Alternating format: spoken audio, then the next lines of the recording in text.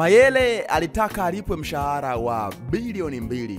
Fiston Kalala Mayele aliomba alipwe mshahara wa dola milioni 1 sawa na shilingi bilioni 2.6 kwa mwaka ili aweze kujiunga na klabu ya Kaizer Chiefs ya nchini Afrika ya Kusini mwaka 2024. Mayele ambaye tangu amejiunga na Pyramids akitokea klabu ya Yanga amekuwa wa moto sana na amefanikiwa kuisaidia klabu hiyo kufanya vizuri kwenye ligi kuu soka ya nchini Misri. Mbali na hapo, Mayele ameisaidia Pyramids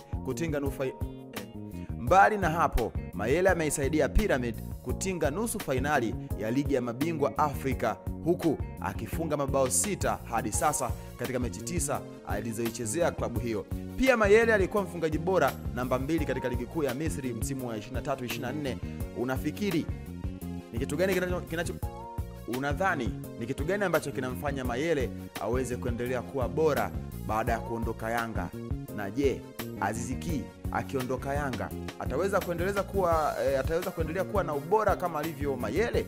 Nione kwenye comment maoni yako, itakuwa swadakta sana. Mimi nitakuwa Mickey Cliff, msema chochote. Nimesema chochote kitu kumhusu Mayele kutaka alipwe mshahara wa shilingi bilioni 2 ili aweze kujiunga na klabu ya Kaizer Chiefs ya nchini Afrika ya Kusini, klabu ambayo inafundishwa na kocha wake wa zamani Nasreddine Nabi.